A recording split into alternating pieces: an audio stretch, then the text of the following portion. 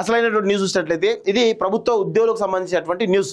ఉద్యోగుల బదిలీలకు green signal ఇచ్చినట్టుగా చూస్తా ఉన్నాం.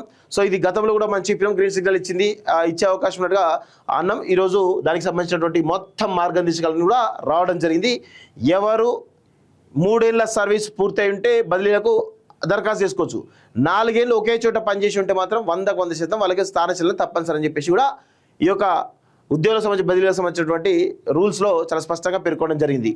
జనరల్ ట్రాన్స్ఫర్లపై నిషేధం ఎత్తివేస్తూ రాష్ట్ర సర్కారు ఉత్తర్వులు. దీనిలో ప్రధానంగా ఈ జనగణన సంబంధించినటువంటి ఎవరైతే చూస్తున్నారో వాళ్ళకు మాత్రం మినహాయింపు ఉంది. మిగతా అందరూ కూడా ట్రాన్స్ఫర్లు కావడానికి అవకాశం అయితే ఉన్నట్టుగా తెలుస్తోంది. సో ఇక్కడ ఏం జరుగుతుంది, ఒకే చోట కనీసం 3 ఏళ్ల సర్వీస్ పూర్తి చేసి ఉంటేనే బదిలీకి అర్హత. ఒకే చోట 3 ఏళ్ల సర్వీస్ ఉంటే బదిలీకి అర్హత. 4 ఏళ్ళు దాటితే 100% వాళ్ళు స్థానచలనం తప్పనిసరి. సో 4 ఏళ్ళు అదే చోట ఉంటే తప్పనిసరి ట్రాన్స్ఫర్. జనగణన విధిలో ఉన్నటువంటి సిబ్బందికి పూర్తిగా మినహాయింపు. ఏ క్యాడర్లో అయినా మొత్తం సిబ్బందిలో బదిలీలు 40% మించొద్దు. స్పౌస్ కేసులు, క్యాన్సర్ బాధితులకు టాప్ ప్రియారిటీ. మే 1 నుంచి 31 వరకు బదిలీ షెడ్యూల్. జూన్ 1 నుంచి మళ్ళీ బదిలీపై నిషేధం. గెజిటెడ్ ఆఫీసర్లకు సొంత జిల్లాలో నో ఎంట్రీ. స్టేషన్ అంటే ఊరే. Request బదిలీలకు TTA cut. 3 స్థాయిలో బదిలీల కమిటీలు, 5 ఆప్షన్లకు ఛాన్స్, పక్కగా వెబ్ కౌన్సిలింగ్ అంటూ చూస్తాం. సో ఇప్పుడు ప్రభుత్వ ఉద్యోగులందరూ కూడా వాళ్ళు దరఖాస్తులు చేసుకోవాలి.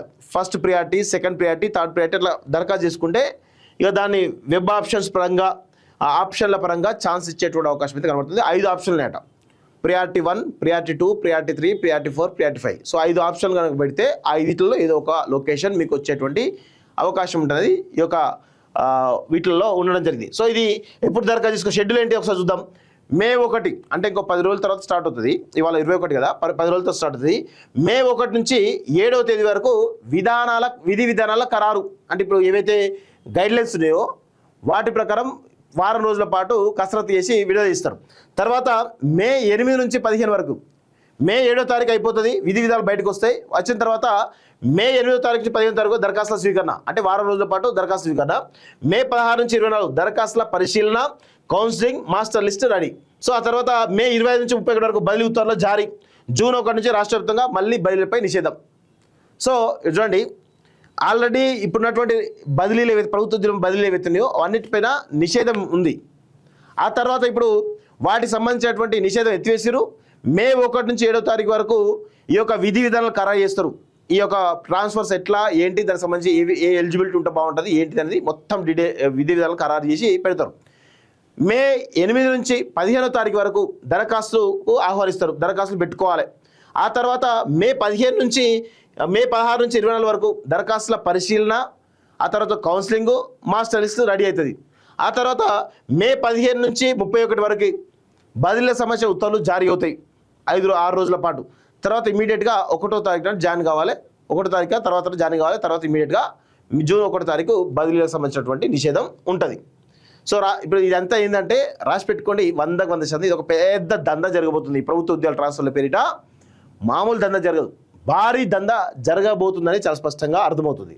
సో ఇక్కడ రాష్ట్రంలోని ప్రభుత్వ ఉద్యోగుల బదిలీల ప్రక్రియకు రాష్ట్ర సర్కారు గ్రీన్ సిగ్నల్ ఇచ్చింది.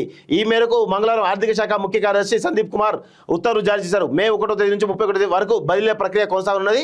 గతంలో ఈ బదిలీల విధానాన్ని నిషేధాన్ని తాత్కాలికంగా సడలిస్తూ ఉద్యోగుల సౌకర్యార్థం నిర్ణయం తీసుకున్నట్లు ఈ ప్రక్రియను ప్రభుత్వ ఉత్తర్వులో ఉన్న పేర్కొన్నది. ఈ ప్రక్రియను అత్యంత పారదర్శకంగా నిర్వహించాలని, ఎక్కడ అవినీతికి తావు లేకుండా ఆన్లైన్ లేదా కౌన్సిలింగ్ పద్ధతిని అనుసరించాలని స్పష్టమైన ఆదేశాలు జారీ చేసింది.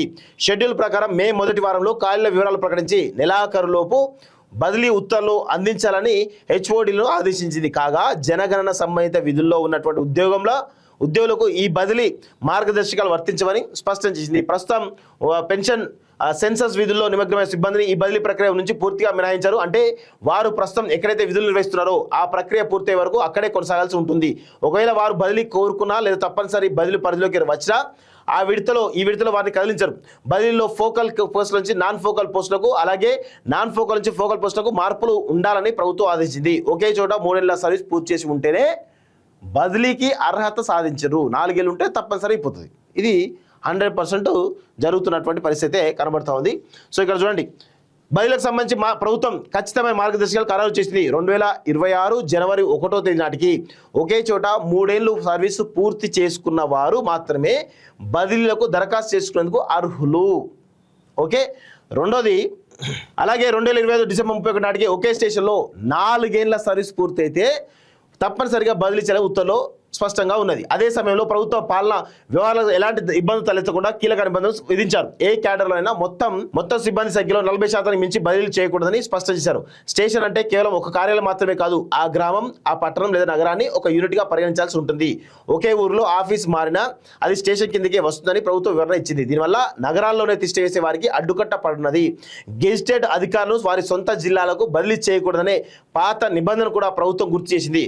సొంత అభ్యర్థనపై బదిలీ అయ్యే వారికి టీటీఏ లాంటి ప్రయాణ భత్యాలు వర్తించవని రాష్ట్రపతి ఉత్తర్వులకు లోబడే ఈ బదిలీలు ఉంటాయని, ఎక్కడ నిబంధనలు ఉల్లంఘన జరగకూడదని, ఒకవేళ అలాంటివి దృష్టికి వస్తే కఠినమైన చర్యలు ఉంటాయని చెప్పేసి చాలా స్పష్టంగా చెప్తున్నారు. క్లిష్టమైన చోట పనిచేస్తున్న వారికి బదిలీలో వెయిటేజీ. సో కొన్ని క్లిష్టమైనటువంటి ప్లేసెస్ ఉంటాయి కదా, రూట్ ప్లేసెస్లో క్లిష్టమైన ప్లేసెస్ ఉంటాయి, వాటిని గుర్తించి వాళ్ళకి ఎక్కువ బదిలీకి ప్రియారిటీ ఇచ్చే అవకాశాలు అయితే కనబడుతున్నాయి. శాఖల వారీగా ప్రత్యేక మార్గదర్శకాలు 3 రోజులుగా రిలీవ్.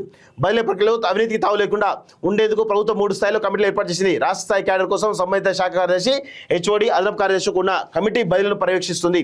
జోనల్, మల్టీ జోనల్ పోస్టుల కోసం హెచ్ఓడి నేతృత్వంలో కమిటీ పనిచేస్తుంది. ఇక జిల్లా స్థాయి క్యాడర్ ఉద్యోగుల బదిలీలను ఆయా జిల్లాల కలెక్టర్లు, రెవెన్యూ అధికారులు, జిల్లా హెచ్ఓలతో కూడిన కమిటీలు తుది నిర్ణయం తీసుకుంటాయి. బదిలీల కోసం ఉద్యోగుల నుంచి గరిష్టంగా 5 ఆప్షన్లు స్వీకరిస్తారు. వీలైనంత వరకు వెబ్ ఆధారిత కౌన్సిలింగ్ లేదా ఆన్లైన్ పద్ధతిలో బదిలీ చేపట్టాలని, ప్రతి విషయాన్ని పారదర్శకంగా నోటీస్ బోర్డులో ఉంచాలని ప్రభుత్వం ఆదేశించింది అంటూ చూస్తాం.